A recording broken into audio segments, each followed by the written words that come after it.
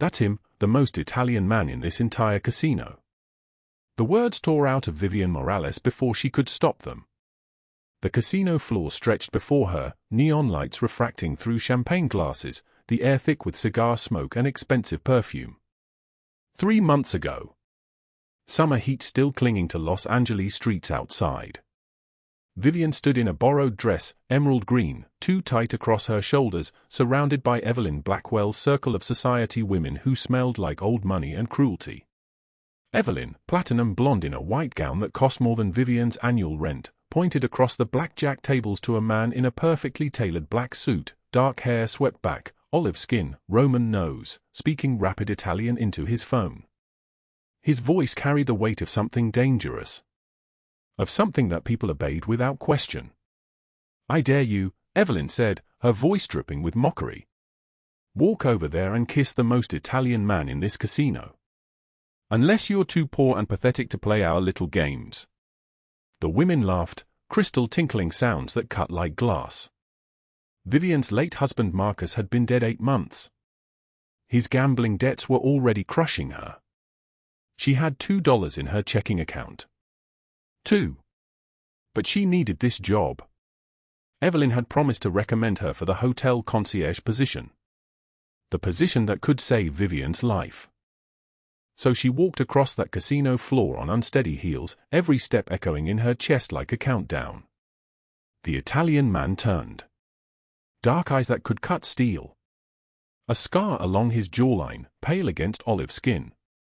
His eyes narrowed as she approached, not with desire, but with something colder. Something that measured her. She went on tiptoes and pressed her lips to his. Brief. Trembling. Tasting like whiskey and regret. He did not move. Did not speak. Just watched her with an expression she could not read as she pulled away, her face burning. Behind him, 2 men in expensive suits, one stocky with a broken nose, one lean with calculating eyes, froze mid-conversation, hands drifting toward concealed weapons. The room seemed to hold its breath. Then she turned and walked back to Evelyn's circle, where the women erupted in laughter so vicious it sounded like breaking glass. But what she did not know was that Lucian Caruso, head of the most feared organization in Los Angeles, had just memorized her face, her scent, the desperate bravery in her trembling hands. He did not know yet that 3 days from that moment, she would save the life of the only person he had left in this world. He did not know that she would change everything. Before we continue, drop a like if this story hits you. Share it with someone who needs to hear it and subscribe so you don't miss what's coming tomorrow.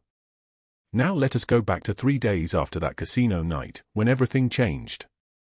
3 days earlier, at 11 in the morning, Vivien Morales had received a letter. The envelope sat on her kitchen table in the apartment that was no longer hers.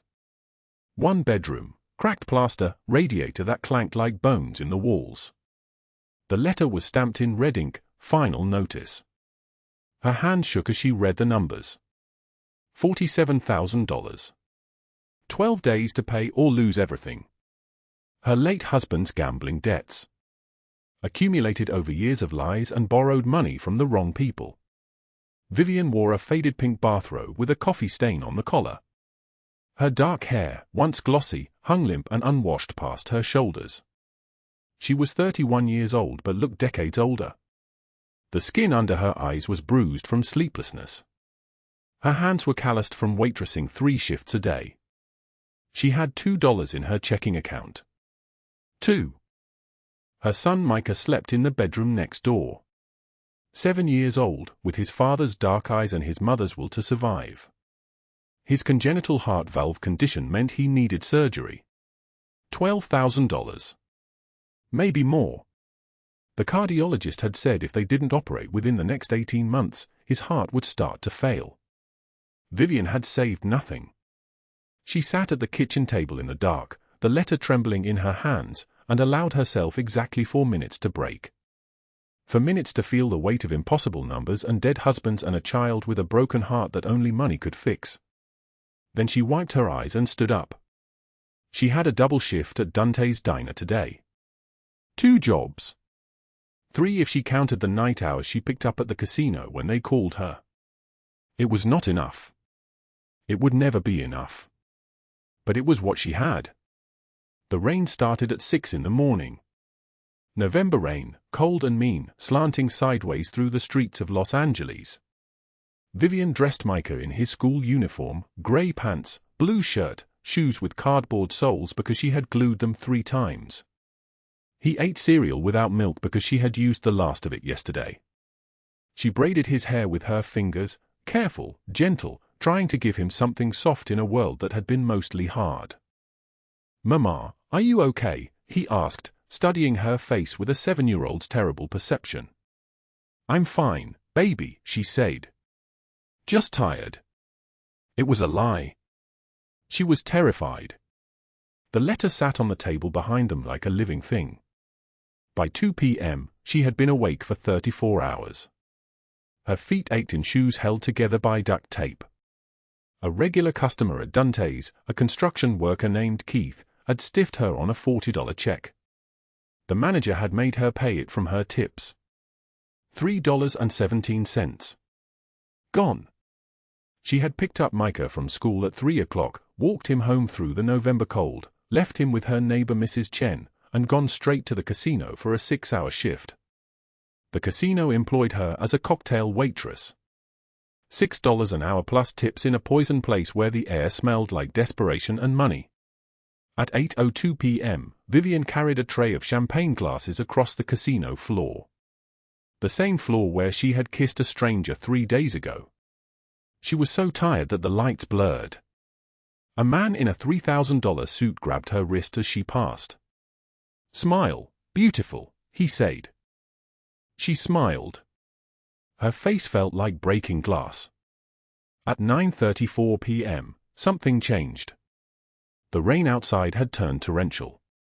Through the casino windows, the Los Angeles night had turned into a thing of darkness and water. The wind howled like something alive. Vivien noticed that several of the casino staff had moved to the windows, their faces concerned. She finished her shift at 11 p.m. and drove home in a car that was 3 months behind on payments. The wiper scraped against the windshield. The defrost wasn't working. She could barely see the road. At 11:19 p.m., for blocks from her apartment building, the sky opened. Not rain anymore. A wall of water. The streets flooded. Vivien's hands tightened on the steering wheel. She was so focused on the road that she almost didn't see him. A small figure. A child. Running through the downpour in pajamas, soaking wet, stumbling on the flooded curb. She slammed on the brakes. The boy was maybe 6 or 7 years old. Asian, with dark hair plastered to his forehead, crying, his small body shaking with cold and terror. He was wearing Superman pajamas. One shoe was missing. "Baby, where is your mother?" Vivien shouted over the wind, grabbing him, pulling him into her car. I don't know," he sobbed. "I was scared. I ran. I don't know where I am." She wrapped him in the emergency blanket she kept in her backseat for Micah. Her hands were shaking. A child alone in this weather was a child heading toward tragedy. "What's your name?" she asked gently. "Micah," he whispered. "My name is Micah too." She was processing this impossible coincidence when she heard the engine. A black car, large and expensive, moving very slowly down the flooded street. It slowed as it approached her vehicle. Her heart seized. A man stepped out. He was tall, maybe 6'2", with broad shoulders and dark hair soaked by rain. He wore a black cashmere coat that cost more than everything Vivien owned combined. His olive skin was pale with terror. His dark eyes scanned the street with the intensity of someone searching for something that meant more than breath. It was the Italian man from the casino. Lucian Caruso. She didn't know his name. She didn't know who he was. But she knew, in the way that animals know, that this man was dangerous. Behind the black car, she could see 2 other vehicles. Black SUVs. Men in dark suits beginning to exit them, faces grim, hands moving inside their jackets. The rain hammered against her windshield. The child in her car, Micah, began to cry harder. And in that moment, Vivien Morales made a choice that would rewrite everything. If you're still with us, you're amazing. Hit that like button and subscribe. We're only halfway through, and what's coming next will shock you. Now, let us continue. The rain fell like a curse that would not lift. 4th and Alameda, 6:47 in the evening on a Tuesday in June, and the sky had split open with the kind of fury that made the city look like it was drowning.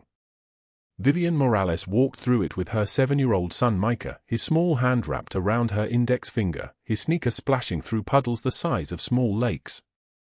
The neon from the liquor store on the corner blared red across the wet asphalt. A pawn shop window reflected lightning. Everything was water and light and the sound of storm drains gurgling like something alive underground. Micah stopped at the intersection. His head tilted upward.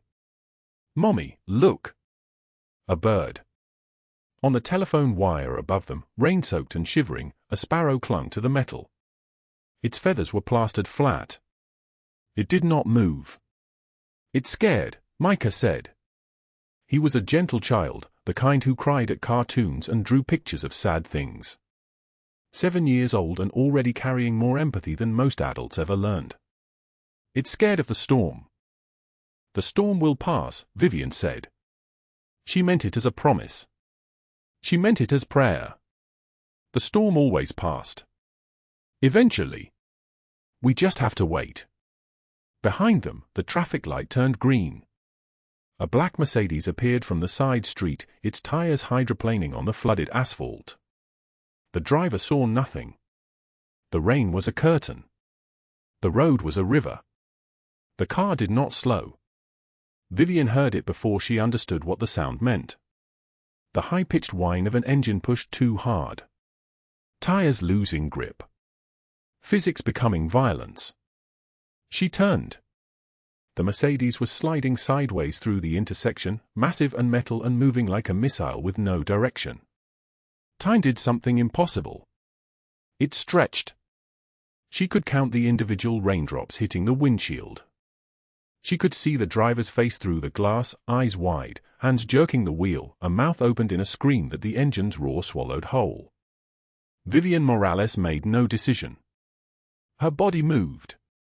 She lunged forward, grabbed Micah by the waist, and threw herself backward onto the sidewalk. They hit concrete together. Her left shoulder took the impact first. Then her knees.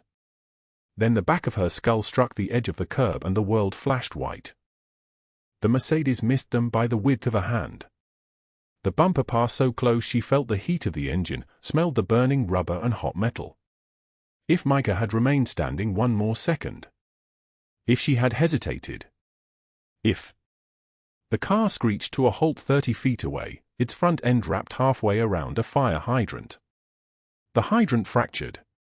Water erupted into the air like a fountain, mixing with the rain, turning the street into a river. Vivien lay on her back with Micah beneath her. Her knees were shredded. Blood mixed with rainwater and ran down her legs in thin pink streams. Her left arm throbbed with the dull, spreading pain of a shoulder that had taken the full weight of a falling child. But Micah was breathing.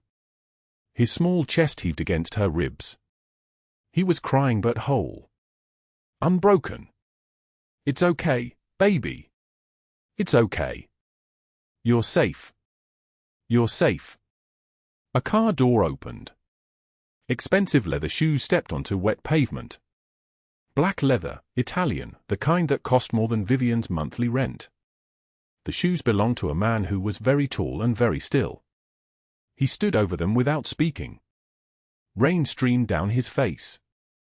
His dark eyes moved over Micah with an intensity that made Vivien's breath catch. She looked up. 3 months. She had not forgotten those eyes. They were the color of a storm before it broke open.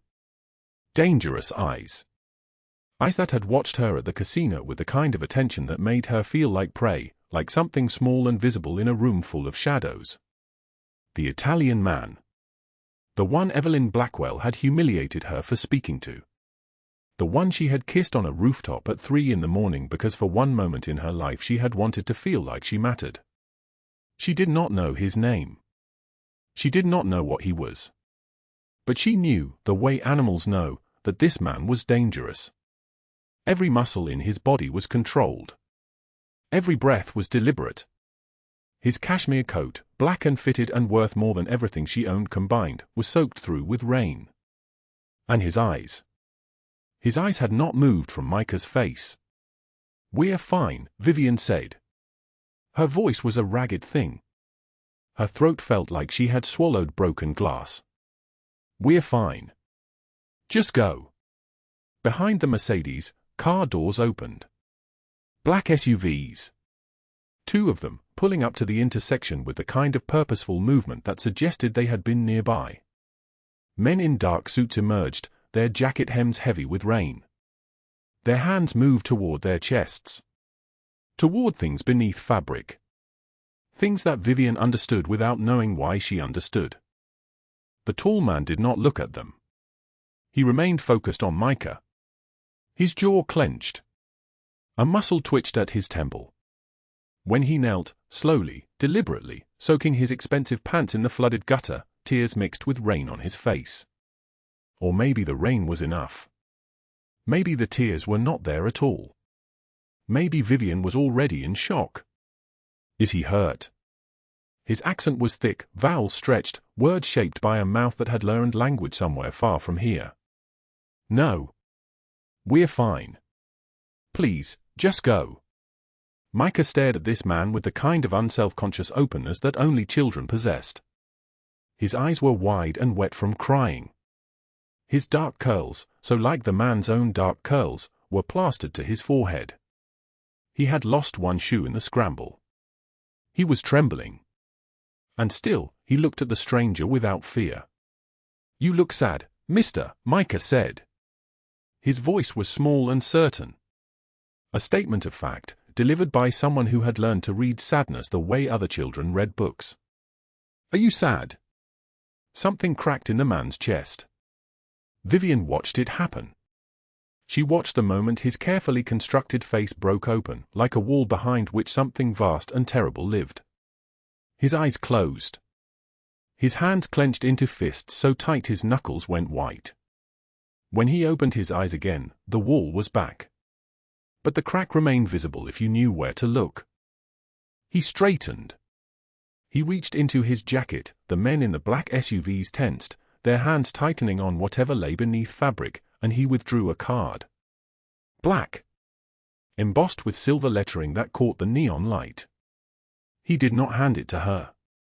He pressed it into her bleeding palm, his fingers brief against her skin, his touch careful as though she might shatter. "If you need anything," he said, "call this number. Do not hesitate. Call it and ask for Sergio." "I don't." "Just keep the child safe," he said. Then he turned and walked back to the Mercedes without waiting for a response. Sergio emerged from the black SUV. Salt and pepper hair. Thick neck. A face that had seen violence and caused it in equal measure. He opened an umbrella over the tall man's head. He gestured toward the cars. The man glanced back once at Micah, and in that glance lived something that Vivien could not name. Something that looked like recognition. Something that looked like loss. Then he was gone. The black SUVs melted into the rain. The Mercedes remained wrapped around the hydrant, steam rising from its crumpled hood. A siren wailed somewhere in the distance, growing closer. Vivien looked down at the card in her palm. Water ran across its surface. The silver lettering was smeared but readable. A phone number. Nothing else. No name. No address. No explanation. She watched the sparrow on the telephone wire. It remained, clinging to the metal, waiting for the storm to pass. Vivien threw the card into the gutter. It floated in the rushing water, spinning, disappearing into the darkness of the storm drain. She picked Micah up despite the pain screaming through her shoulder, despite her shredded knees, despite the blood running down her legs. She carried him through the rain toward home. But in a penthouse 40 stories above the city, in a room where rain streamed down floor-to-ceiling windows and the lights of Los Angeles spread out like a map of power and territory, Lucian Caruso sat in darkness. His expensive clothes lay discarded on the floor. His hands shook. And in his mind, he saw a child's face. Dark curls. Brown eyes. 7 years old and alive and breathing. The ghost he had buried 6 years ago at County General. The son he had lost. The ghost had a mother now. And Lucian had just let her walk away. 2 days after the accident, the rain had stopped. Thursday morning arrived pale and cold. Vivien Morales sat at the kitchen table of her studio apartment on 6th Street, and the envelope in her trembling hands felt heavier than her own body. The paper was institutional white. The stamp across the front read final notice in letters that looked like a threat. Behind her, 10 feet away through the thin wall of this place she called home, Micah slept on a mattress on the floor, his small chest rising and falling with the rhythm that had become the only rhythm that mattered. She opened the envelope. The letter from Brennan and Associates debt collection was dated and precise with cruelty. Her late husband Marcus had owed $47,000 to the Eastside Casino Group. Gambling debts. The kind of debt that did not forgive and did not forget. 12 days to pay in full. 12 days or asset seizure and legal action would follow. She had already sold Marcus's car. She had already sold his watch, the Rolex he had bought during his last winning streak before the win stopped and only the losing remained. She had already sold her wedding ring, the thin gold band she had worn for 9 years, melted down at a pawn shop on 8th Avenue for $240. There was nothing else left to sell except the blood in her veins, and she was already selling that, 16 hours a day at the diner, her feet burning, her smile mechanical, her hands perpetually smelling of grease and old coffee. She looked at her phone. The banking app glowed on the screen. Balance, $2.13. $2. She had survived worse numbers, but she could not remember when. Underneath the first letter lay another envelope, thinner but somehow more devastating. Children's Hospital Los Angeles. The words blurred through her vision. Micah's condition, congenital mitral valve stenosis. A narrow valve. A heart that struggled to pump blood the way hearts were supposed to pump blood. Surgery required within 14 days. The cost stretched across the page like a sentence of execution. $200,000.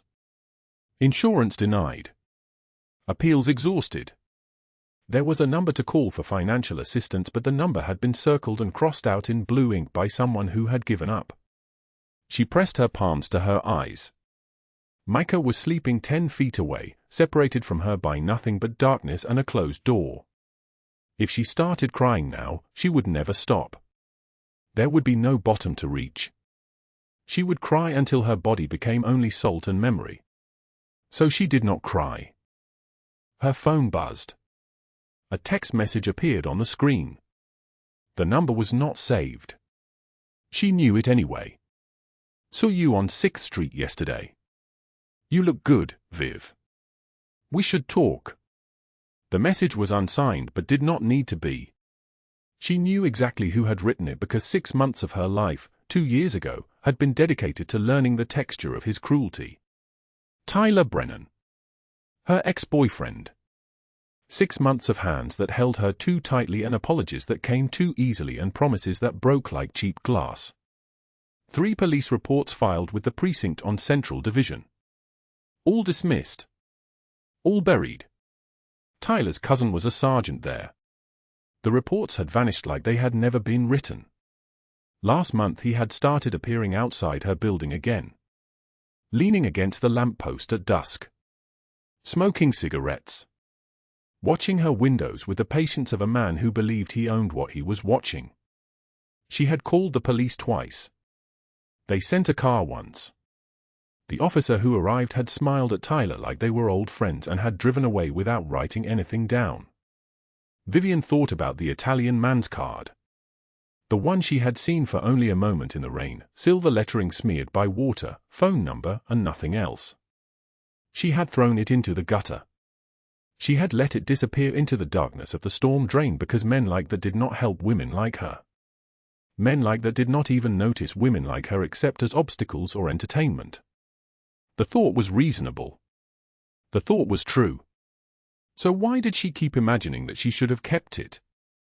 Across the city, in a penthouse office on the 42nd floor of a building downtown where the glass walls showed Los Angeles spread out like a map of territory and power, Lucian Caruso was reading a file with a photograph paperclipped to its first page. Black and white. A woman with exhausted eyes and dark hair pulled back so tightly it looked painful. The name typed underneath, Vivien Morales. Age 29 but looking decades older.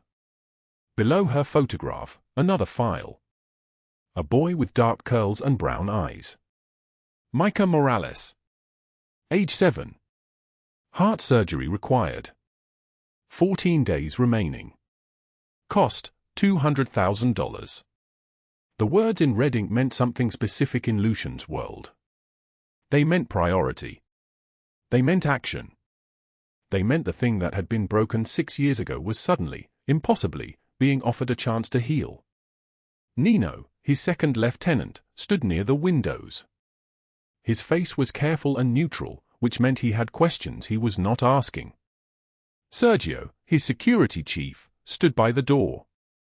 His scar from eye to cheekbone caught the light. In 15 years of working for Lucian Caruso, Sergio had learned when to speak and when to remain silent. This was a moment for silence. Lucian closed the file. His hands, when he set it on the desk, were steady. Everything else about him was not. Friday afternoon arrived bright and cold, the kind of Los Angeles afternoon where the sun broke through clouds like a promise being kept. Vivien walked Micah home from Washington Elementary. The chain-link fence around the playground glinted. The swings moved back and forth in the wind even though no one was swinging them.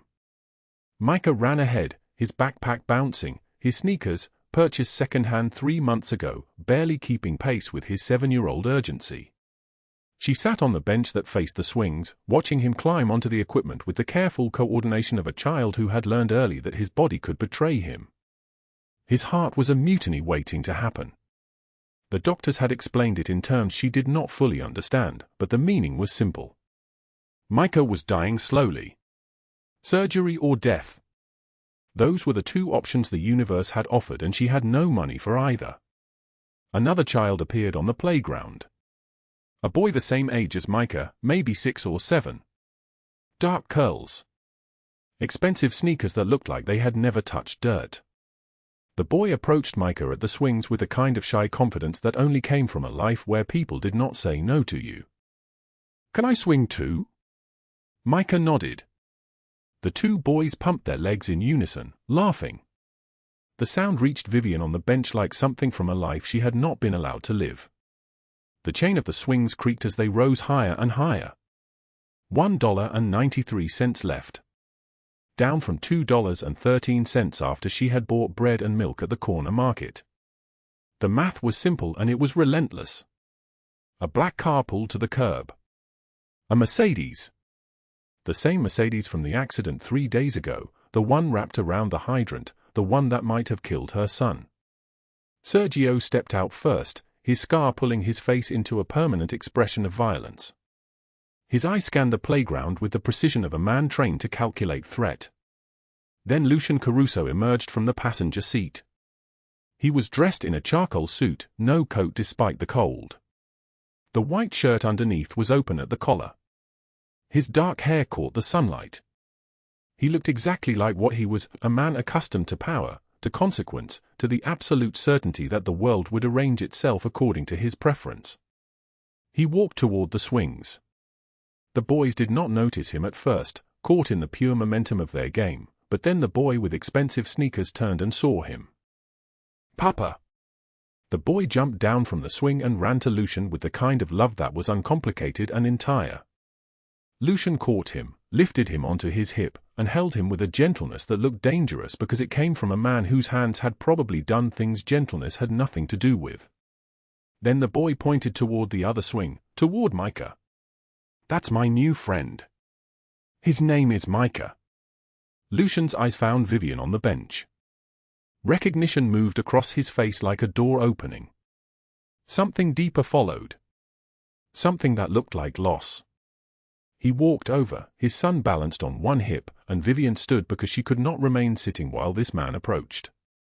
He was real in daylight in a way he had not been real in the rain. Real and dangerous and impossible to look away from. Miss Morales. He knew her name. Vivien's voice came out sharp, defensive. How do you? I wanted to check that your son was unharmed. From the accident. His voice was careful, formal, the way someone spoke when they were choosing each word with precision. His son wriggled down from his hip and returned to the swings with Vivien's Micah. The two boys swung together, their laughter rising into the cold air. Lucian sat on the bench, leaving 2 feet of space between them, though the space felt like an illusion, something that could vanish if either of them moved wrong. Who are you? Vivien asked. Someone who understands what it means to almost lose a child. I saw how you protected him. Your body over his. No hesitation. Any mother would do the same. Not any mother. Lucian watched his son push her son higher. I also know about the debts. Vivien went rigid. The bench beneath her seemed to shift. She did not know how he could possibly know. She did not know how much he knew or what he intended to do with the knowledge. I don't need your pity. It is not pity. It is recognition. He turned to face her fully. The surgery. The $200,000. The 12 days. I can make it disappear. Why? Her voice broke on the single word. Why would you help me? I am nobody. Lucian watched his son push her son higher on the swing, higher and higher until Micah's laugh became pure joy, pure flight, the kind of happiness that belonged to children who had never learned that some things were impossible. My men tell me you work 16-hour days. That you have not bought new clothes in 8 months. That every dollar goes to your son. That is not nobody. Tears burned her eyes, but she held them there, suspended, refusing to fall. I can't pay you back.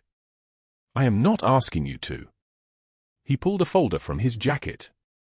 Inside, hospital paperwork, consent forms, all pre-signed by someone with enough power to make bureaucracy disappear like it had never been real. The surgery scheduled for Monday. Children's Hospital. Dr. Rahman. The name meant nothing to her except that it was real, written in ink, official. My son has spoken of nothing but your Micah since the accident. He drew pictures of him. Of you. Last night he prayed and called you Mama. The word hung in the air between them like a confession. Vivien felt something shift in her chest, something that might have been hope or might have been the beginning of a trap she could not see the edges of. He has never called anyone that. His birth mother. Lucian's jaw tightened. She is gone. And I realized that perhaps you both appeared in our lives for a reason. Across the city, in a dive bar on 7th Street where the neon sign in the window was cracked and the walls smelled like spilled beer and broken promises, Tyler Brennan sat in a booth and texted photographs of Vivien to a cousin he knew would help him. The cousin, a sergeant, sent back one word, careful. But Tyler did not know how to be careful. Careful was something other men did, men with legitimate lives and legitimate fears. Tyler only knew how to want things and take them. He ordered another beer and smiled at nothing because he was already planning how to remind Vivien that she belonged to him. At the same moment, in a Brentwood estate where marble floors reflected chandelier light and floor-to-ceiling windows showed the city below like a painting, Evelyn Blackwell hosted a charity luncheon. White wine. Expensive cheese. Conversation that glittered with cruelty. She was telling her friends, the women who mattered, about the poor widow who had kissed a man on a dare at the casino. So desperate. Can you imagine? The women laughed. Their laughter sounded like breaking glass. Her assistant approached and whispered something that made Evelyn's champagne glass tremble slightly in her hand. What do you mean, Lucian Caruso? The man she kissed. At the casino. That was Lucian Caruso. Evelyn set down her glass carefully. She had heard that name before. Everyone in Los Angeles who mattered had heard that name. It belonged to a man who operated in shadows and silence, a man who controlled things that power brokers did not ask questions about. A man who did not forgive people who embarrassed him or his people. And the woman Evelyn had publicly humiliated, the poor widow she had dared to kiss a stranger, that woman had kissed this man. The color drained from Evelyn's face and did not return. On the playground, as the sun began to angle toward evening, Lucian's son tugged Vivien's hand. His fingers were small and warm. His eyes held the kind of certainty that only children possessed. "Will you come to my birthday party?" "Papa never lets anyone come, but I want you and Micah there." Vivien looked at Lucian. She saw something in his expression that terrified and devastated her in equal measure. Something dangerous. Something desperate. Something heartbreakingly human. She whispered yes because she had no other word available. Yes. The single word that changed everything. The wind moved through the playground, and in the distance, a siren wailed. The rain hammered against her apartment window. 3rd floor. Hallway light flickering like a failing heartbeat. Vivien Morales stood in her destroyed kitchen, drawers overturned, her son's drawings ripped from the refrigerator and scattered across linoleum that hadn't been clean in months. The mattress upstairs was slashed. Everything that mattered was torn open. Tyler Brennan stood drinking her last beer. The can looked small in his hand, swallowed by muscle and cruelty and the kind of rage that comes from a man who had never been told no. He was 34 but lived like he was invincible. His family owned a casino on the Strip. His father owned judges. His cousin owned a badge. In Tyler's world, consequences were something that happened to other people. "Hey, Viv," he said, and smiled like they were old friends. Vivien's hands trembled but her voice did not. "Get out. This is my city. My family's city." Tyler stepped closer and the smell of whiskey and sweat rolled off him like a weapon. "You think you can file reports on me?" "File reports?" He laughed. The sound filled the small apartment like smoke. "I saw you at the playground. With him. That man. You spreading your legs for money now? Is that what you're doing?" Vivien's voice was steel wrapped in paper. "Leave. Or I scream." "Scream." Tyler set down the beer can on her counter with deliberate slowness. "Nobody's coming. Nobody cares about you. You're nobody, Vivien. You always have been." He grabbed her arm. His fingers dug into flesh and muscle and bone. Bruises bloomed beneath his grip like flowers of pain. He dragged her toward the door and Vivien fought, clawed his face, felt skin tear beneath her nails, and he backhanded her across the mouth. She tasted blood. Copper and salt. The taste of every night he had ever hurt her. The stairs descended into darkness. Rain pounded the city outside. Tyler pulled her down, one step then another, her body stumbling, her free hand grasping at the banister. The street below was a river of water and neon light reflecting off wet asphalt. Vivien thought of Micah. Her son was at Lucian's penthouse. Safe. Laughing. Sleeping in a bed that cost more than she made in a year. Monday morning the surgery happened. 2 hours long. His congenital heart valve repaired by a surgeon who had trained at Johns Hopkins. And if she died tonight, if Tyler dragged her into that idling car at the curb and drove south toward the desert, Micah would wake up alone. She grabbed the lamppost with both hands and screamed. The scream tore out of her throat like something alive. The street exploded. 12 men in black suits materialized from the rain like shadows given physical form. No sirens. No shouts. Just the sound of movement, footsteps on wet asphalt, doors opening, the whisper of coordination between men who had trained for this moment 1,000 times. Sergio appeared first, grabbing Tyler's wrist and twisting until something cracked. Tyler screamed. His scream sounded like breaking glass. 2 men pulled Vivien backward with gentle hands, checking her face, her bleeding lip, her bruised arm, and stepped between her and the violence with their bodies like shields. Nino, lean and silent and beautiful in his cruelty, pressed a gun to Tyler's temple. The metal clicked softly against bone. "She is under protection," Nino said. His voice was quiet, conversational, like he was discussing the weather. "You touched her. You dragged her. You bled her." He paused. That was a mistake. A black SUV pulled up. The door opened. Hands grabbed Tyler, not roughly, not yet, and lifted him inside. He was still screaming, still begging, his voice cracking with the kind of terror that comes when a man finally understands he is not invincible. "Wait," Tyler gasped. "Wait, I didn't know, please, my cousin's a cop." Sergio leaned into the SUV. His tailored suit was soaked through, but he did not seem to notice. "Your cousin," he said quietly, "just got transferred. Bakersfield. Desk job. Funny how these things work out." The SUV door slammed. It accelerated into the rain and vanished. Tyler Brennan was never seen in Los Angeles again. Later, Vivien would learn he had been delivered to the Sinaloa family, Lucian's rivals, a territorial dispute from 3 years prior that had never been resolved. What happened to Tyler in the warehouse south of the border was not death. Death would have been mercy. It was systematic erasure. It was the slow understanding that he had touched the untouchable and paid the price in ways that made death seem like a vacation. But that night, standing on a rain-soaked street in her worst neighborhood, Vivien only knew that Lucian Caruso emerged from a second black SUV. His suit clung to his shoulders. Water ran down his face. His dark eyes found hers across the chaos and locked there like he could see through her skin into the places where she kept her fear. He moved toward her. The men parted. They always parted. Lucian cupped her face with both hands, careful, reverent, like she was made of glass, and looked at the blood at the corner of her mouth. "Did he hurt you?"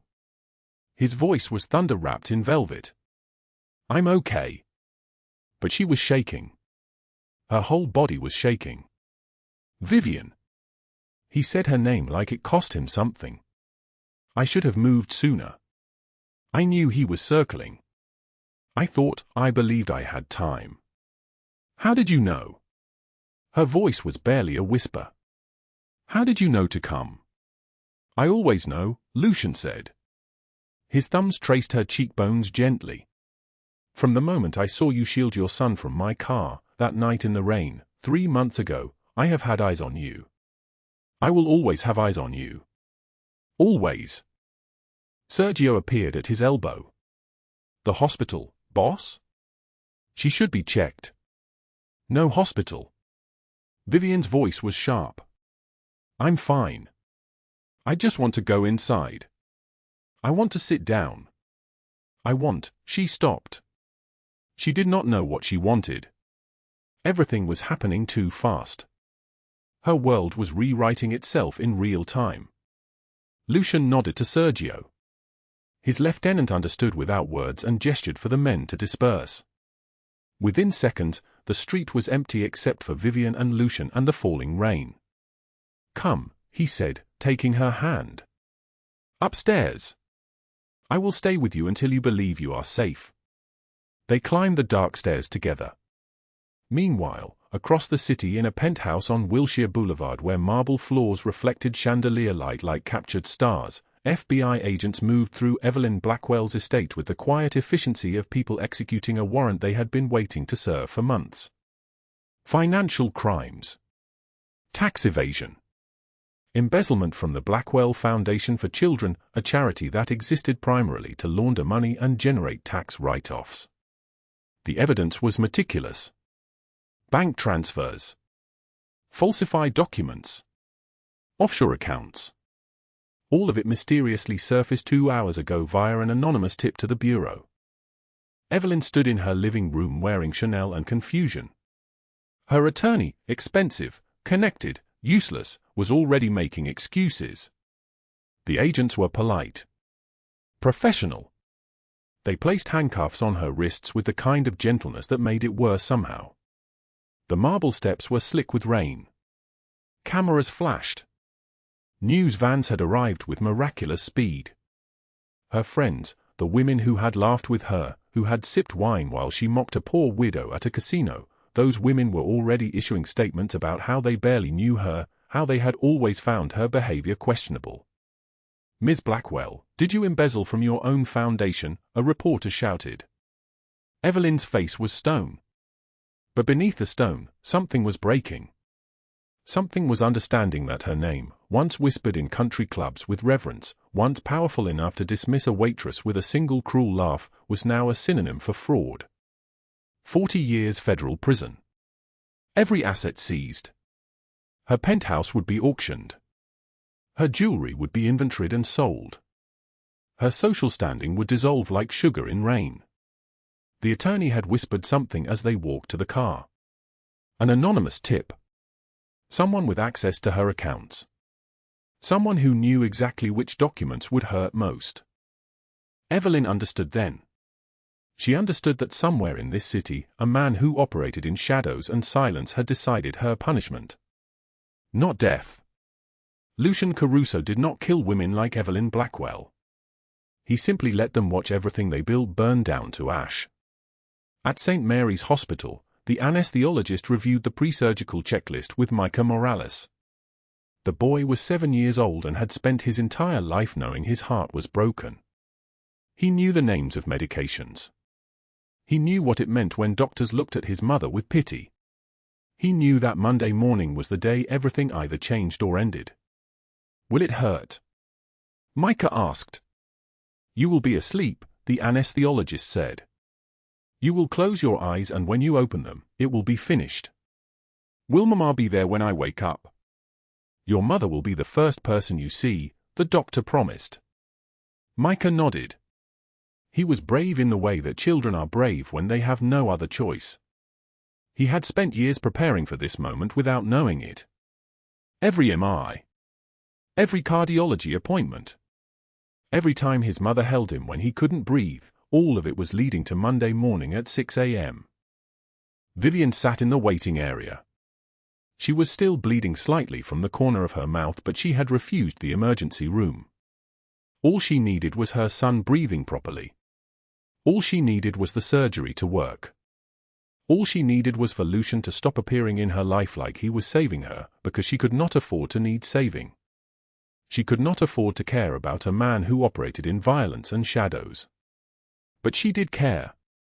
Somewhere in the last 3 months, while he was helping with hospital bills and fighting bureaucracy on her behalf, while his son was teaching Micah to ride a bicycle in the penthouse courtyard, while Lucian looked at her like she was precious and rare and worth protecting, somewhere in those moments, she had fallen. Sergio appeared in the doorway of the waiting room. He was still wearing his rain-soaked suit. He held 2 cups of hospital coffee.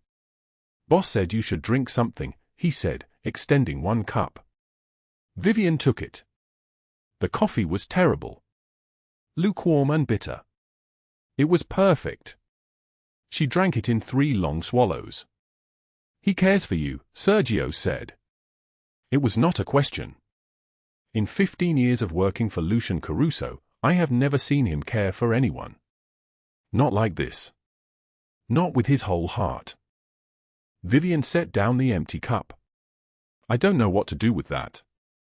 "You do not need to do anything," Sergio said. "Just let him love you. That is enough. That is everything."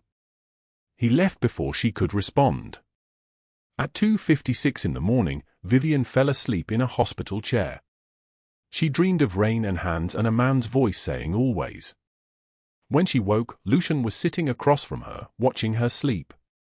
He had changed into a fresh suit. His hair was damp. He looked like he had not slept. "Hi," she whispered. "Hi," he said back. "Thank you. For tonight. For everything." Lucian leaned forward. His elbows rested on his knees. "Vivien, I need to tell you something. It matters that you understand. That man tonight, Tyler, he will not hurt you or your son again. He will not hurt anyone. Evelyn Blackwell is in federal custody. Her life, as she knew it, is finished. Both people who made your life hell are gone. Removed. They will not resurface. Vivien's chest tightened. What did you do? What needed to be done, Lucian said simply. I protected what matters to me. You matter to me. The words hung in the hospital air between them like a confession. Monday morning arrived with sunlight and the kind of hope that feels fragile enough to shatter. Micah was wheeled into surgery at 6:15 a.m. The surgeon, Dr. Patricia Chen, trained at Johns Hopkins, the best in the country, looked at his parents with reassurance they both knew was professional performance. For hours, she said. We repair the valve. We close. He wakes up with a properly functioning heart. For hours was a lifetime. For hours was the longest time Vivien had ever endured. She sat between Lucian and her son's empty seat. Lucian held her hand. He did not speak. He just held her hand and let her grip his fingers until her knuckles went white. At 10:03 a.m., the surgeon returned. It went perfectly, Dr. Chen said, and Vivien collapsed forward onto Lucian's shoulder and cried. Micah woke at noon. The first face he saw was Vivien's. She was crying. She was laughing. She was saying his name over and over like it was the most important prayer she had ever learned. Mama, Micah whispered, his voice weak and hoarse from the breathing tube. Mama, I have a strong heart now. You have the strongest heart in the world, Vivien said. You always did. Now the doctors fixed the broken part. She kissed his forehead. She kissed his hands. She kissed every inch of him that she could reach without jostling the 4 lines. Lucian stood in the doorway and watched them. His lieutenant Marco appeared beside him, following his gaze. She saved you from that car, Marco said quietly. 3 months ago. She pushed your son to safety. Yes. And now you have saved her son. Paid for everything. Made the pain go away. Lucian was still watching Vivien and Micah. I have only begun to make amends for what fate took from her. Sometimes one hand reached out at exactly the right moment could change an entire life. 6 weeks later, summer had softened into early fall. The playground at Washington Elementary stretched beneath a cloudless sky, the kind of perfect Los Angeles morning that made people forget why they had ever been afraid. Vivien Morales stood at the edge of the grass, watching 2 7-year-old boys race across the monkey bars like they had invented joy. Her son's chest scar was healing pink and smooth, barely visible beneath his t-shirt. The surgeon had promised him a normal life. The other boy, Lucian's adopted son, also named Micah, hung beside him, their hands almost touching as they swung, breathless and laughing, from bar to bar. Vivien had not worn her widow's exhaustion in weeks now. Her hair was longer, healthier. She had gained weight in the right places. Her eyes held light they had not held in 6 years. The transformation was small to everyone else. To her, it felt like being born again. Lucian appeared beside her without a sound. He never made noise anymore when he approached her, as if he had learned that silence was a form of tenderness. 2 coffee cups in his hands, steam rising in the cool morning air. Cappuccino, he said, offering her one. Not the gas station poison. Real cappuccino from the place on Vine Street. You drove across the city for coffee. Vivien took the cup, their fingers brushing for half a second longer than necessary. I drove across the city because you mentioned last Tuesday that you liked it, Lucian said. I have started remembering these small things. The coffee you prefer. The way you hum when you fold laundry. The specific way your son says goodnight before sleep. She did not know how to respond to this. This dangerous man. This architect of other people's disappearance. This person who had been mentioned in police files and crime syndicate histories and the whispered confessions of people who owed him everything. He was speaking about her humming while folding laundry like it was sacred information. They want to try out for soccer, Lucian continued, watching the boys. Both of them. Together. Coach registration opens next week. Your son has never played team sports, Vivien said. No, Lucian agreed, and something shifted in his voice. Quieter now. Vulnerable in a way that required her to listen very carefully. He has never had a reason to. Never had someone beside him who wanted him to try something new. Now he does. The boys crashed down from the monkey bars, breathless and triumphant, and raced toward them, demanding ice cream at full volume. Lucian smiled, rare, genuine, transforming his entire face from carved stone into something almost gentle. The kind of smile that made Sergio, standing 20 feet away by the black SUV, pretend to look at his phone so no one would see the emotion moving across his face. Yes, Lucian said. Ice cream for everyone. As they walked toward the car, both boys holding hands, racing ahead, Sergio trailing behind with an expression of bemused disbelief, Vivien realized something. This salvation had worn an Italian accent and a father's grief. But it had also worn a willingness to change that she had never expected to find in this world of black suits and red lines crossed. I keep thinking about that night, Vivien said quietly, so only Lucian could hear. The casino. When Evelyn dared me to kiss you. If I had walked away instead. You would have saved your pride, Lucian interrupted. And I would have lost my son. He is not biologically your son. No, Lucian said. But he is mine. Just as your Micah is becoming mine. Just as you are becoming mine, if you will allow it. Vivien stopped walking. She turned to face him completely, the coffee cup warming her hands, the Los Angeles sun warm on her skin. 6 weeks ago, she had $2 in her bank account. 6 weeks ago, she was counting coins to buy bread. 6 weeks ago, she was invisible. I am not from your world, she said. I do not want you to be, Lucian replied. His voice was steady, but she could see the tremor in his jaw. The effort it took to say these things. I want you to be from this world. Playgrounds. Coffee cups. Drawings on refrigerators. I have lived in shadows and silence for 15 years, Vivien. Since my son Alessandro died. Since grief locked me into concrete and steel and the belief that love was a weakness I could not afford. You are the first light I have seen since that day. You and your son. You saved my child from becoming like me, cold, closed, alone. You saved me from forgetting what it means to be human. The boys called from the car, urgent and joyful. Ice cream was waiting. Time was running out. Vivien reached out and touched his face. Her hand on his cheek, calloused from years of work, scarred from small invisible battles. She felt him lean into her touch like she was the first kind thing he had experienced in years. Then let me stay, she said. In your world. Not the shadows part. The light part. The playground part. The coffee and refrigerator drawings part. For how long? Lucian asked, and she heard the fear beneath the question. The fear of loss. Of having found something precious and watching it slip away. For as long as you will have me, Vivien said. Lucian pulled her close and kissed her with the kind of care that spoke of someone learning tenderness for the first time. His men did not look.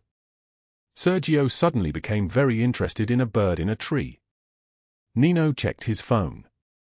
But all three of them felt something shift that morning on the playground at Washington Elementary. Something that had been locked away for 15 years finally beginning to unlock.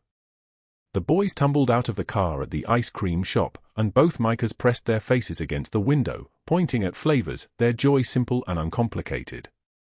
Vivien ordered chocolate chip. Lucian ordered vanilla. Vanilla, she asked. The most dangerous man in Los Angeles orders vanilla ice cream.